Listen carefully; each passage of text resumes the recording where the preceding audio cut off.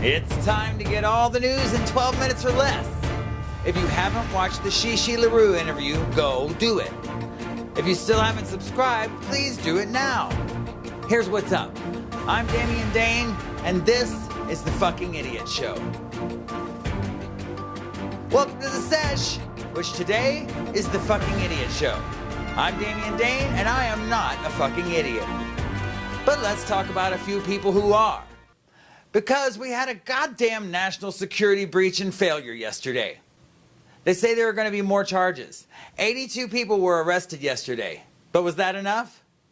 You'd have to be a fucking idiot to say yes. Here on The Fucking Idiot Show, we like to feature the most prominent and proud in the world of fucking idiots. This fucking idiot is expressing his freedom and stopping the steal by living out his sad, lonely, lubed up left hand because it feels like someone else is doing it, dejected Assassin's Creed fantasy, as if he won't be going to jail. Likely with COVID. This fucking idiot is 60 years old, not 12 and breaking into school to mess up his teacher's papers. He left a love letter for Nancy Pelosi and took one letter with him that he showed off. This morning, somebody from the D.C. mayor's office asked for the public's help in finding them. Why? Because they're fucking idiots. Here we see a day at work at the Capitol when a bunch of fucking idiots called the Capitol Police want to usher hundreds of fucking idiots in and stand by while they file into the Capitol with rebel flags. Who is this fucking idiot? They were asking for help in finding the people. Literally. To quote Michael Scott, are you mental?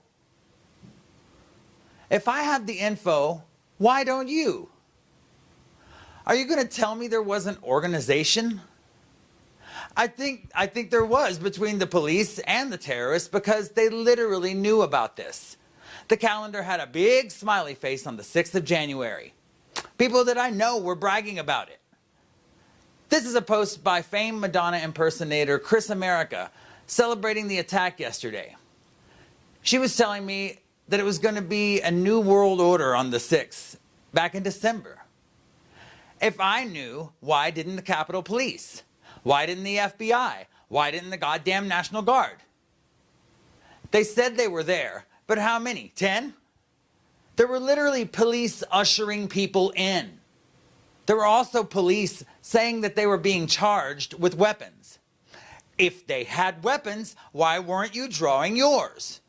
Where were your guns, tasers, pepper spray, flashbangs, rubber bullets? Where were all the damn things that I saw hitting my friends on live back in May and June of last year? But if you want to ask the main question that is actually the answer, it's this. Where was the melanin? What would happen if 2,000 black people showed up at the Capitol and started rushing in? The fucking tanks would be rolling in. That's what would happen, and you know it. It's disgraceful, the racism. One senator said you can't even come into the Capitol with a purse, but people were able to sit at the Speaker of the House's desk and urinate in the Capitol Hall. I'm all about giving you answers, but hey, I'm about letting you know what questions to ask too. So here's one more. Who do we blame for this insurrection? Please send me your answers. Some of the other headlines wrapped up. Senate Minority Leader, soon to be Majority Leader, Chuck Schumer, will fire current Senate Sergeant at Arms when he becomes Senate Majority Leader. Obviously, this guy did a miserable job protecting people yesterday. DC Mayor Muriel Bowser is seriously asking for help in identifying anyone vandalizing the Capitol yesterday. So, here are the numbers. 202-727-9099 or text 50411. She didn't mention rewards, so I guess it's just as fulfilling as checking out your own groceries. 4 people died in the insurrection yesterday, 3 from medical emergencies. The crowd was considerably aged, so that makes sense.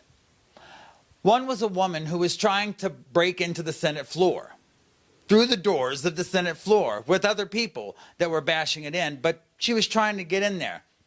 Shot by the police. Several officers beaten by the mob. Funny that they would let them in and then they turned on them. Wonder who taught them that.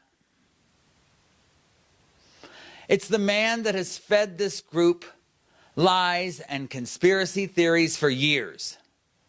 The man who grossly misled them about the election before it even happened. The man that riled up an already angry, massive group of people who, incidentally, were riled up at the exact moment of the Republicans' loss of control in the Senate.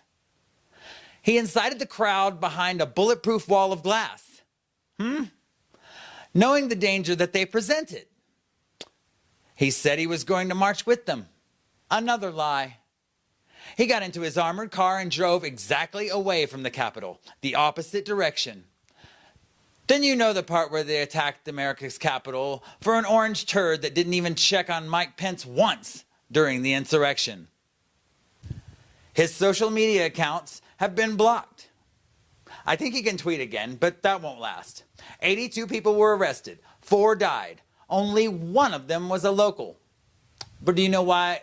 But do you want to know why, rather, that shouldn't scare you? If 1 out of 86 were local, then that means that 98.8% of them were from out of town. The top figures from Proud Boys and QAnon were all there. They were all waving flags that said, "It is time." That was their army. That was their revolt. And they entered loudly, took a lot of selfies, made a damn mess, and were walked out by the police. Let me clue you in. Your army was about as threatening as a drunken bachelorette party. As effective as a birthday for unruly 8-year-olds at a pizza buffet. And as laughable as a flock of geese walking around taking a shit on the floor. But let's be clear. The insurrection did not work. Mike Pence, without the help of any flies, certified Joe Biden and Kamala Harris as the next president and vice president of the United States. But the groups are still there. 3 pipe bombs were planted. 1 at the DNC and 1 at the RNC. Are we holding people accountable?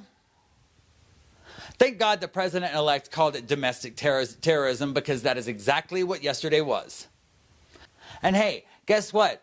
If you agree with me, that's awesome. Go ahead and reach down and press subscribe. Maybe share it with a friend. Agreeing is cool. But you know what? Disagreeing is fine too. If you happen to disagree with me, let me know. I would love to have you on the show. I would love to sesh with you about why we disagree. And who knows, maybe we'll come to an agreement. If not that, maybe we'll teach somebody something. Maybe we'll learn something ourselves. That's what the whole point is, right?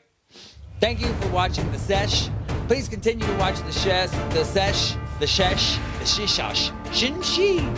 Thank you for watching the sesh. Please continue to watch. Please share it with people. Thank you so much for watching the sesh. I have active sesh episodes coming up with Kirk Cummings. That's a very popular adult film star. And then I also have a panel conversation about DACA. See you on the Flippity Flip, America. I'm Damian Dane. Fear not, love forth.